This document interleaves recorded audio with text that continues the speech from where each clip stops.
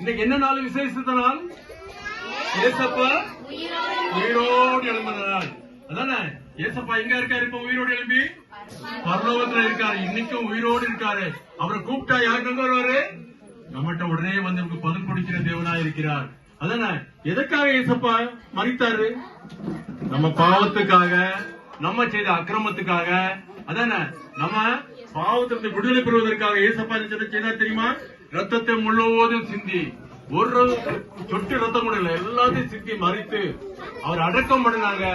மூன்றாம் நாள் என்ன பண்ணாரு? உயிரோடு எழும்பி இன்னைக்கு உயிரோடு இருக்கிற கடவுள் யாரு? ஏசப்பா. ஒரே ஒருத்தருடைய கல்லறை தான் நீ திறந்திருக்க. யாருடைய கல்லறை?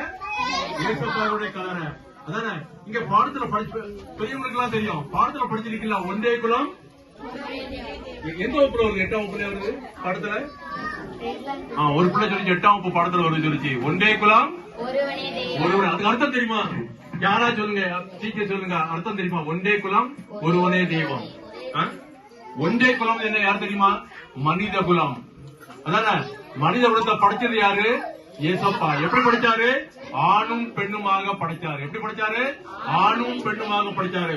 ஒரே ஒரு குலம். அதானே இங்க நிறைய ஜாதி வச்சிருப்போம். அதானே அந்த ஜாதி, இந்த குலம், அந்த குலம், அதெல்லாம் கிடையாது. ஒரே ஒரு குலம். என்ன குலம்? மனித குலம். அதானே அதை படைத்தது யாரு? ஏசப்பா. ஆணும் பெண்ணுமாக படைச்சாரு. அதானே அப்புறம் ஒருவனே தெய்வம். அர்த்தம் என்ன தெரியுமா? ஒரே ஒரு தெய்வம் தான் இந்த உலகத்துல உண்டு. அவர் தான் நமக்காக மரித்தவரு, அடக்கம் பண்ணப்பட்டவரு, மூன்றாம் நாள் உயிரோடு எழுப்பின கடவுள் யாரு? அப்ப ஒரே ஒரு தெய்வம் யாரு? ஏசப்பா. அதானே அவர் தான் இன்னைக்கு உயிரோடு இருக்கிற தெய்வம். அதானே இப்ப நீங்க யாருக்கெல்லாம் எம்ஜிஆர் தெரியும்? பெரியவங்களா பாத்துக்கீங்களா? எம்ஜிஆர் யாருக்கெல்லாம் தெரியும்? யாரெல்லாம் எம்ஜிஆர் கேள்விப்படுறீங்களா? அவர் கூட பாட்டு பாட்டாரு. ஒன்றே குலம் என்று பாடுவோம், ஒருவனே தெய்வம் என்று போற்றுவோம். அவருக்கு கலர் எங்க இருக்கு தெரியுமா? சென்னையில இருக்கு. அவருக்கு கோயில் கூட இருக்கு. சில பேர் அவரை தெய்வமா கும்பிடுறாங்க. ஆனா அவருக்கு கல்லறை திறந்திருக்கா? திறக்கல, மூடிட்டே இருக்கு. ஆனா உலகம் முழுவதும் ஒரே ஒரு கல்லறை மட்டும் திறந்திருக்கு. உயிரோடு எழும்பின தெய்வம் யாரு? ஏசப்பா. அவரை நோக்கி நம்ம கூப்பிடும் போது ஏசப்பா என்ன பண்ணுவார்? நமக்கு பதில் கொடுப்பாரு. அதானே அதான் அந்த பொம்மையில பார்த்தோம். என்ன பண்ணோம்? ஒரே ஒரு தேவனாகி ஏசப்பா நமக்காக மரித்தது. அதான் மோகனங்கள் கூட சொன்னாங்கல்ல. அதான் கதரை நேரா பாத்துட்டு வந்தாங்க. நான் கூட பாத்துக்கல, இனி பாக்கணும், கடவுள் செய்வாரு. அவங்க நேர கலரையே பார்த்தாங்க. அவங்க பார்த்த கலரையில ஏதாவது கலரை திறந்திருக்கா? ஏசப்பா கலரை மட்டும் திறந்து. எல்லாம் சரித்திரம். இங்க பாடத்துல படிக்கிறது தான் இந்த உலகத்துல நடந்துட்டு இருக்குது. அவர் தான் பரிசுத்தம் உள்ள தெய்வம். அதானே பைபிள் வந்து ஒரே ஒரு வார்த்தை சொல்றேன். நாயின்னு சொல்லி ஒரு ஊர் இருந்தது. எந்த ஊரு? எல்லா பிள்ளைகளும் கவனமா கேட்கணும். உங்க வாழ்க்கையில ஏசப்பா அற்புதம் செய்வார். நாயின்னு சொல்லி ஒரு ஊர் இருந்தது. அந்த ஊர்ல ஒரு தாய் இருந்தாங்க, ஒரு மகன் இருந்தாங்க. அவனுக்கு அந்த மகனுக்கு அப்பா கிடையாது, விதவை தாய். ஒரு நாள் அந்த மகன் என்ன பண்ணான்?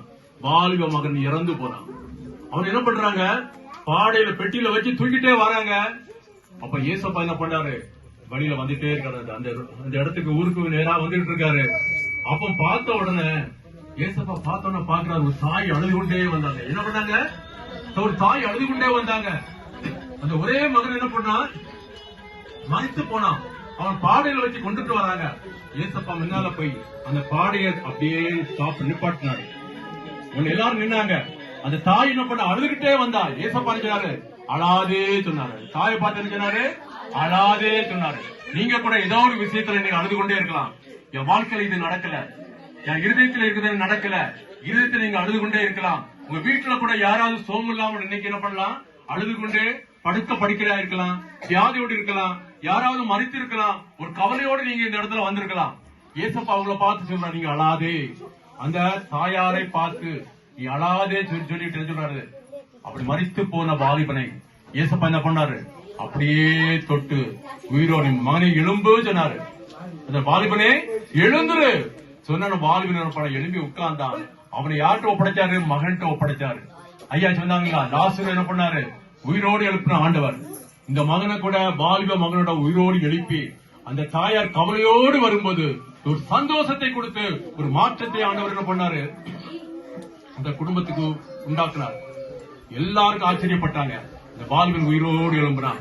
இன்னைக்கே கூட நீங்க ஏதோ ஒரு பிரச்சனையோடு வந்திருக்கலாம். ஒரே ஒரு உண்மையா நடந்த 2 வாரத்துக்கு முன்னால உண்மையா நடந்த ஒரு சம்பவத்தை மட்டும் சொல்லி நான் ஜெபித்து முடிச்சிடுறேன்.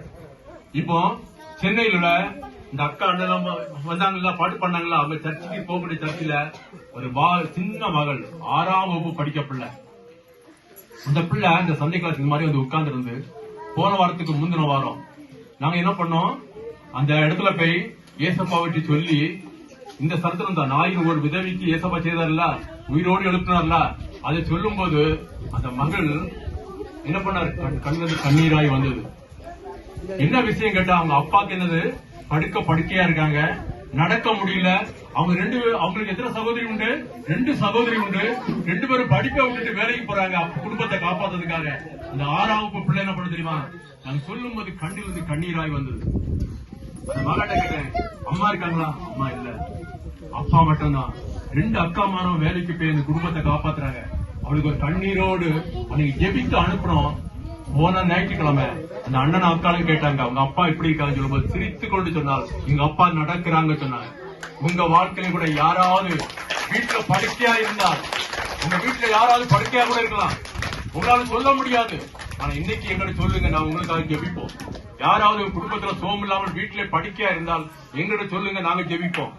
ஆனா நீங்க அதுக்கு முன்னாடி என்ன பண்ண தெரியுமா, அந்த குழந்தைகிட்ட நாங்க சொன்னோம், நீ என்ன பண்ணணும், அந்த 6ஆம் வகுப்பு படிக்க குழந்தைகிட்ட என்ன சொன்ன தெரியுமா, நீ வீட்டுல போய் உங்க அப்பா மேல கை வச்சு, ஏசப்பா எங்க அப்பாவுக்கு சோம் கொடுங்க, எப்படி சொல்லி ஜோம் பண்ண சொன்னோம், எங்க அப்பாவுக்கு சோம் கொடுங்க சொல்லி ஜோம் பண்ண சொன்னோம். அப்பா அந்த ஒரு வாரம் ஜோம் பண்ணனா, நாங்களும் ஜோம் பண்ணணும். அன்னைக்கு என்ன தெரியுமா, அவங்க அப்பா நடந்ததா அந்த சந்தோஷத்தோட ஒரு வாரத்துக்கு முன்ன அழுகையோடு வந்த மகள் இந்த வாரம் போகும்போது